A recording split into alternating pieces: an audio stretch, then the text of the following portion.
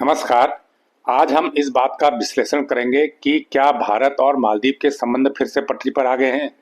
और ये तो सही है कि दोनों देशों के संबंध फिर से पटरी पर आ गए हैं, लेकिन इससे चीन को क्यों मिर्ची लग रही है, चीन इससे क्यों तिलमिलाया हुआ है। देखिए, भारत और मालदीव के संबंध वैसे तो ऐतिहासिक रूप से प्रगाढ़ रहे हैं, ऐतिहासिक रहे हैं और अच्छे रहे हैं। लेकिन पिछले कुछ सालों से चीन ने मालदीव में घुसपैठ कर भारत विरोधी माहौल बनाने की कोशिश की है। उसका नतीजा ये हुआ कि पिछली बार वहां पर जो पीपुल्स नेशनल कांग्रेस पार्टी की सरकार आई, उसने भारत विरोधी एजेंडे को वहां पर चुनाव में खूब बुनाया और दुर्भाग्य से पार्टी जीत भी गई। तो मोहम्मद मोइजू उस पार्टी के मुखिया हैं, वो वहां पर अभी राष्ट्रपति हैं। और जब वो सत्ता में आए तो उन्होंने भारत विरोधी माहौल को वहां पर हवा देने की कोशिश की। भारत के ने मदद के तौर पे कई सेना की टीमें वहां पे भेजी थी, जो हेलीकॉप्टर भेजे हुए थे, जो वहां पर आपदा वाले कार्यों में मदद करते थे। तो मोइजू ने उन्हें वापस भारत भेजने की कोशिश की और काफी हद तक भेजने में कामयाब भी रहे। उन्होंने कहा हमें भारत की मदद नहीं चाहिए। उसके बाद ये हुआ कि एक बार आपको याद होगा, प्रधानमंत्री नरेंद्र मोदी लक्षद्वीप गए थे, तो वहां उन्होंने लक्षद्वीप के बीच के फोटो शेयर किए थे। उसके बाद लोगों ने काफी पसंद किया और लोगों ने ये प्रतिक्रिया दी कि हमें मालदीव क्यों जाते हैं, हमें तो लक्षद्वीप जाना चाहिए। इससे मोइजू सरकार के कुछ मंत्रियों ने भारत के खिलाफ टिप्पणी की थी, जिस पर भारत ने कड़ा विरोध जताया था। नतीजा ये हुआ था कि अ, भारत ने उस पर काफी नाराजगी जताई कि भाई हमारे देश के मामले में मालदीव बोलने वाला कौन होता है। हालांकि भारत के विरोध के बाद मोइजू ने अपने मंत्रियों के खिलाफ कार्रवाई की थी, लेकिन इन दो घटनाओं से संबंध काफी तल्खी में आ गए थे। उसके बाद भारत ने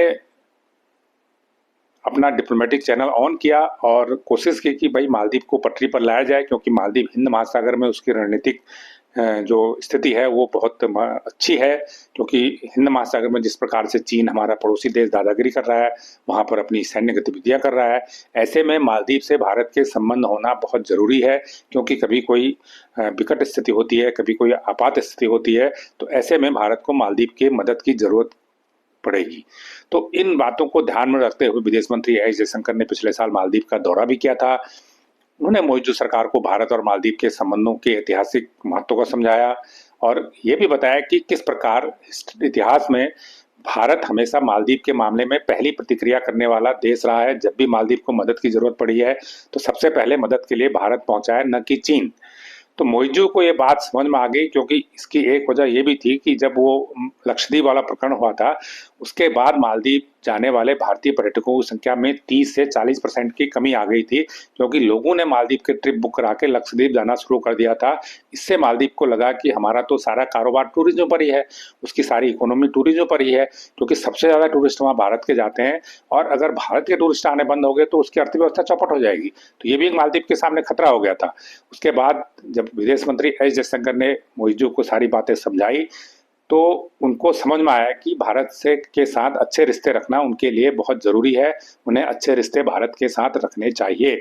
इसी बात को ध्यान में रखते हुए मोइजू सरकार का रुख बदला और धीरे धीरे संबंध पटरी पर आने शुरू हुए। पिछले साल मोइजू भारत यात्रा पर आए थे, और भारत यात्रा पर आए थे तो भारत ने उनको लेने के लिए प्लेन भी भेजा था, क्योंकि मालदीव के राष्ट्रपति के पास अपना कोई प्लेन नहीं होता है। और भारत ने प्लेन को लाने के लिए भेजा और वापस उनको ड्रॉप भी किया। तो ये भी भारत ने एक सम्मान व्यक्त किया। उसके बाद उनकी यात्रा के फॉलोअप के लिए वहां के विदेश मंत्री और रक्षा मंत्री भी भारत का दौरा कर चुके हैं पिछले एक महीने के दौरान। तो ये एक बड़ी पॉजिटिव बात है। तो इससे ये मैसेज गया कि दोनों देशों के बीच संबंध फिर से प्रगाढ़ होने लग गए हैं, और समुद्री क्षेत्र, समुद्री सुरक्षा के क्षेत्र में, रक्षा के क्षेत्र में और आर्थिक क्षेत्र में दोनों देशों के बीच नए समझौते भी हुए हैं। तो इससे चीन तिलमिला गया। चीन को लगा कि भाई मालदीव में तो हमारा कब्जा था, ये मालदीव में तो भारत विरोधी माहौल था, ये अचानक भारत के पक्ष में कैसे होने लग गया। तो चीन इससे इतना परेशान हो गया, तो चीन ने बिना बुलाए अपने विदेश मंत्री को मालदीव के दौरे पे भेज दिया। वो वांग यी वहाँ के वरिष्ठ नेता हैं, पॉलिट ब्यूरो के सदस्य भी हैं, उनको चीन ने मालदीव के दौरे पर अभी अचानक भेजा।